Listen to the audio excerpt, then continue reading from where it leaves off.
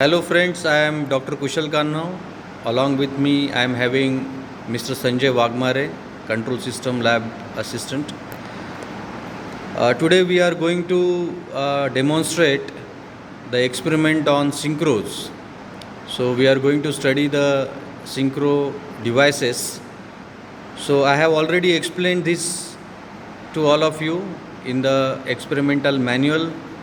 Okay, so we have on the panel you can see there is a transmitter which is a rotary type of device. There are two rotor terminals R1 and R2. The input is taken from the carrier. It is an sinusoidal signal. There are three stator windings of the transmitter. You can observe S1, S2 and S3. Just below TX it is mentioned. The similar construction is that of the rotor. You can find RX here. Again there are three stator windings S1, S2 and S3. There are two rotor terminals R1 and R2, and this is the receiver. So you can find the construction of the transmitter and receiver is same. They are electromagnetic type of construction. They have three stator windings and one rotor winding. The input to the transmitter is given to the rotor of the transmitter is given through the carrier signal. Now there are three parts in this experiment. In the first part we are going to study this as a transducer. In the second part we will study it as a transmitter and receiver, and in the third part we will study it as an error detector. So what is the purpose of using synchro is that it is a transducer, means the input mechanical angular position is converted into electrical signal. So for the first part I will request Sanjay to connect the carrier to R1 and R2. Carrier to R1 and R2.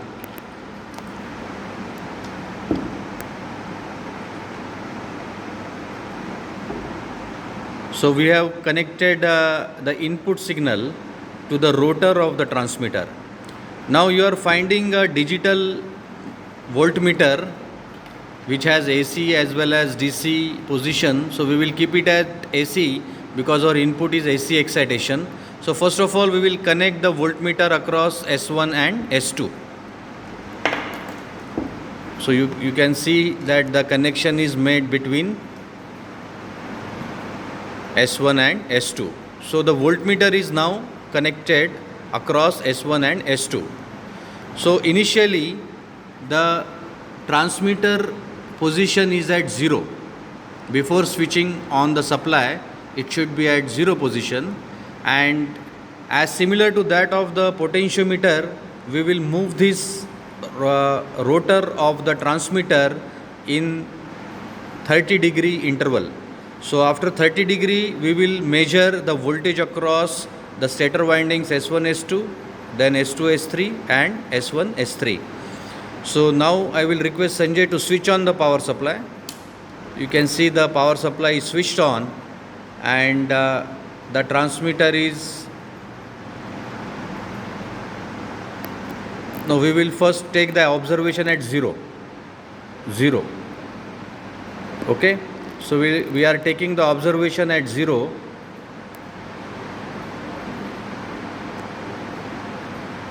So we will hold it at 0. So you can see across S1, S2 it is 0.95 volts.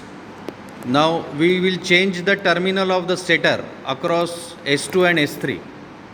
Across S2 and S3. So across S2 and S3 at 0 you are finding it is 15.9 or approximately 16. Now across S1 and S3. So across S1 and S3 it is giving us 16.3 volts approximately. So at one position, at 0 position, we have to take three different observations. In the similar way we have to proceed with the interval of 30-degree. At every 30-degree interval we will measure the voltages. So at 30-degree, now the voltmeter is connected across S1, S3. it is showing 18.6 volts. At the same 30 degree, now change the terminals across S2 and S3. So across S2 and S3 you are finding approximately 9 volts. Across S1 and S2 it is approximately 9.3 volts. Approximately 9.3 volts. Now at 60 degree, the voltage across S1 S2 is 16.2 volts approximately. Then between S1 and S3 it is 16.2 again. Then between S2 and S3 it is approximately 0.9 or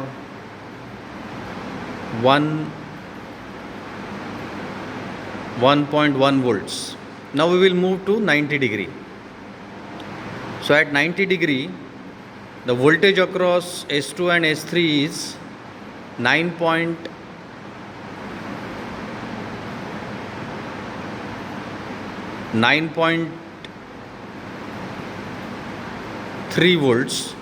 Then between S3 and S1 it is approximately 9 volts, 8.9 or 9 volts. You can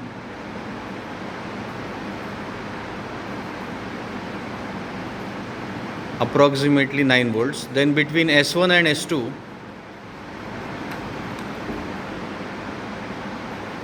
it is 18.56 volts. Now we will move it to 120. So now the knob is moved to 120. So at this angular position, the voltage across S1 and S2 is 15.8 volts. Then between S1 and S3 it is approximately 1 volts. And between S2 and S3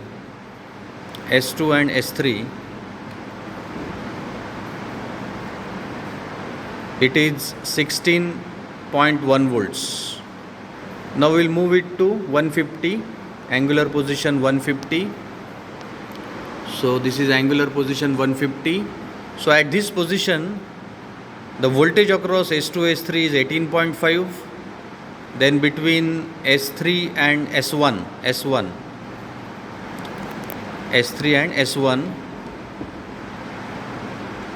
it is approximately 9.6, 9.2, you can take 9.2. Then between S1 and S2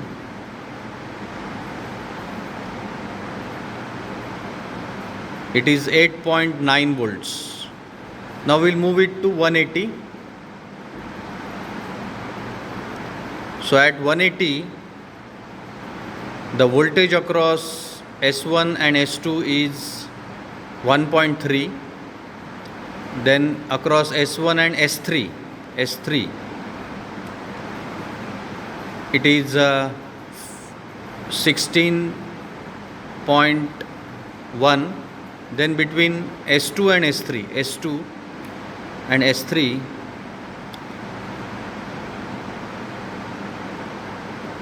it is approximately 16 volts. Now we'll move it to 210.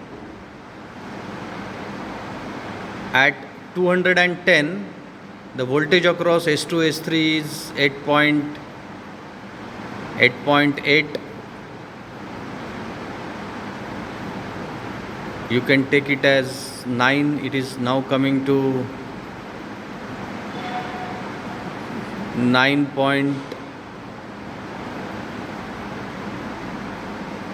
You can take it as 9.1. Then between S1 and S3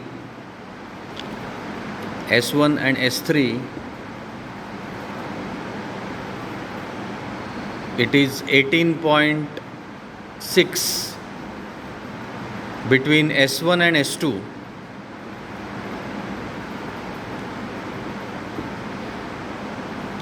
It is 9.3. Now we'll move it to 240. At 240, the voltage across S1 and S2 is 16.2. Then between S1 and S3, it is 15.9. Then between S2 and S3, it is 1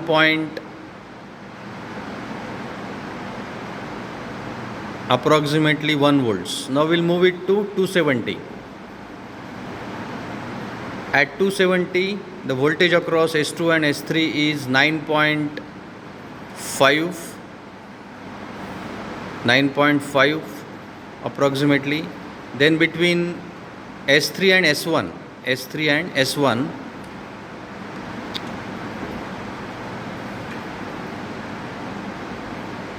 it is 9.2 or 9.3 you can take. Then between S1 and S2,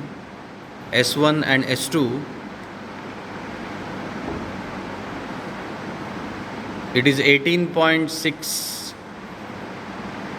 18.65 something approximately. Then at 300,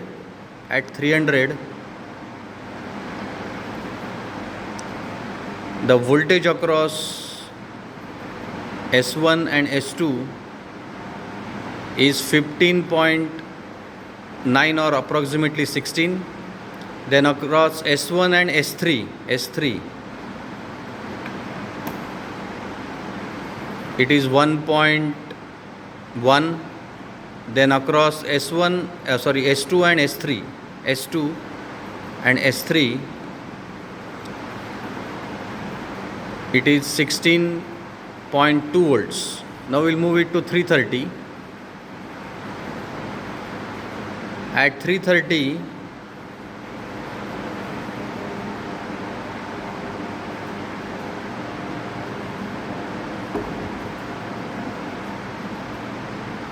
the voltage across S2 and S3 is 18.7. Then across S1 and S3, it is 9.1 approximately or 9 volts. Then across S1 and S2,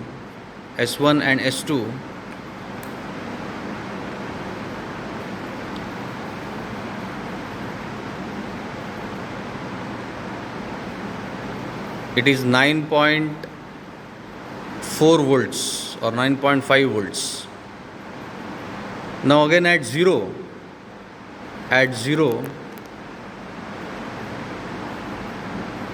we should get the same value, that is, this is 360 degree. This is nothing but 360. So at 360, S1 and S2 we are getting 0.992. Now between S1 and S3,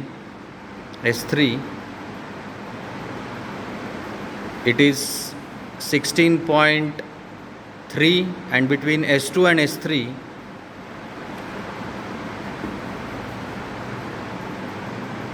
it is 16.1 volts. So this is how we are supposed to perform the experiment for the first part, where we have used this synchro as a transducer. What we did, the input was mechanical, that is angular position. We were changing the knob position at 30 degree interval, and the corresponding AC voltage was measured across the terminals S1, S2 and S3. So what we find that the input mechanical quantity was converted into electrical signal. Hence we can say that this synchro can act as a transducer. So this is an electromechanical device which can be used as a transducer. Thank you all.